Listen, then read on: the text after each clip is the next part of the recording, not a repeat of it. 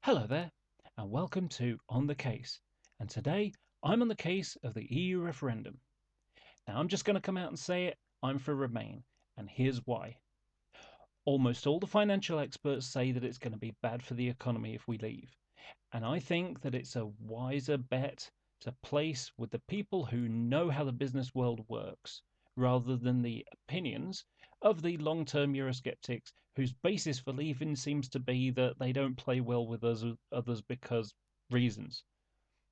A lot of the workers' rights that we have came out of EU laws. Do you think that a post Brexit Conservative government won't rewrite the laws so they favour the business, especially big business, rather than the employees? Will a post Brexit use this £350 million a week and give it out on farming subsidies or milk quotas or fisheries and investment in the renovation of towns and cities that's been going on from the EU? Oh, they'll say it will be used on the NHS, but will it be used? Will it all be used on the NHS, or will chunks of it be used to, line the pockets of bankers and big businesses that the politicians seem to be so eager to please? We're going to find ourselves with, a cut in income tax, and that's only assuming that the pound doesn't devalue, making the money spread thinly anyway. Incidentally, by the time you add investments and a rebate, that £350 million a week turns into £136 million a week, or the equivalent of each person buying a lottery ticket every week, each citizen in the UK. There are 500 million consumers in Europe who buy British goods. If the EU were to set trade tariffs to punish us, the bigger companies like the car builders will find it costs an extra, let's say, 10% to build to sell British cars made to EU member countries. Suddenly, the bean counters for those companies find themselves realizing, it's cheaper to make a short term loss and move the production line to Latvia or Poland, where the wages are lower, which will put tens of thousands of British people out of work. Um, I mean, don't make this a referendum on David Cameron and the Conservative government. That's what local elections are for. And let's not forget that 73% of all the MPs are for Remain, and 95% of that total are Labour MPs. But that brings up an interesting point. How much do we really know about the EU and how it works? What rights and responsibilities member states have? The UK has 73 Euro MPs. Do you know the name of any of them? Do you even know the name of your Euro MP? No. Most of us have no idea and have little interest. But we're crying and complaining about something we've not been paying attention to for decades. I'm going to quote Russell Brown because it works. He was talking about UKIP, but Eurosceptics works as well. So, Eurosceptics are the epitome of the what next brigade. They're sapping the life out of our country with phrases like, it's political correctness gone mad, nanny state, European busybodies. They listen to the news and they invent their own misery to go with it. The EU are clamping down on engine emissions. What next? A tax on sneezing? Free contraceptives for teenagers. What next? Toddlers dressed as gimps? Abortion at 26 weeks. What next? Vaginas fitted with nooses? They're inventing their own misery and defining themselves by pettiness. That's the quote over. One of the things that I've heard people saying is, we'll be taking back control and national identity. Well, national identity, what does that even mean? I remember when the discussion of whether to go to the euro, European currency, and people were saying we'd lose our national identity if we didn't have a picture of the Queen on the notes. And it's like, well, what does that?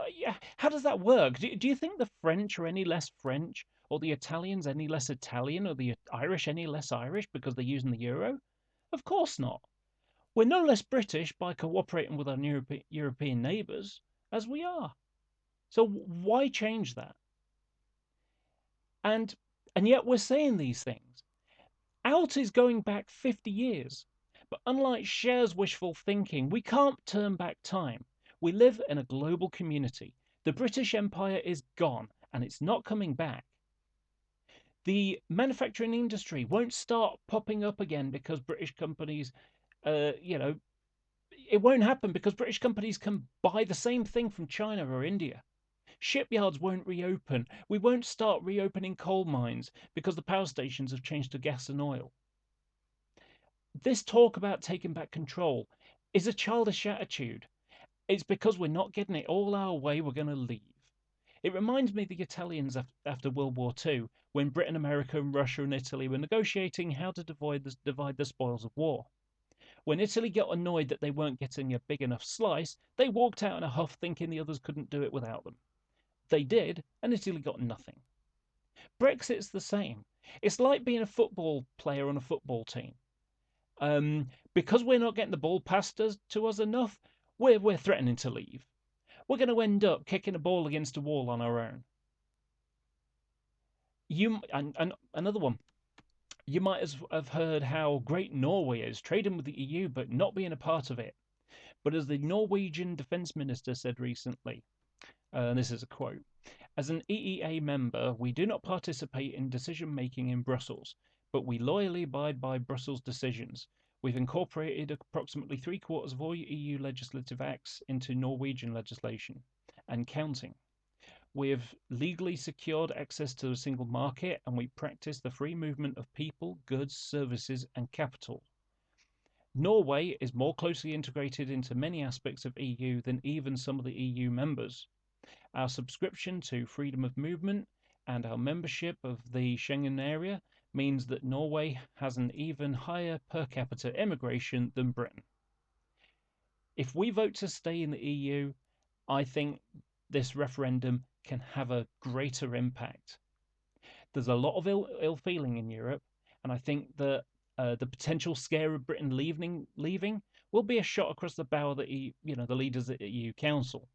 It's not going to happen overnight, but awareness that the president and the main leadership of the EU are not elected into those positions will find EU nations demanding that such leaders have to be an elected body, which will make them more accountable to EU member states and Euro MPs, and you and I as a whole.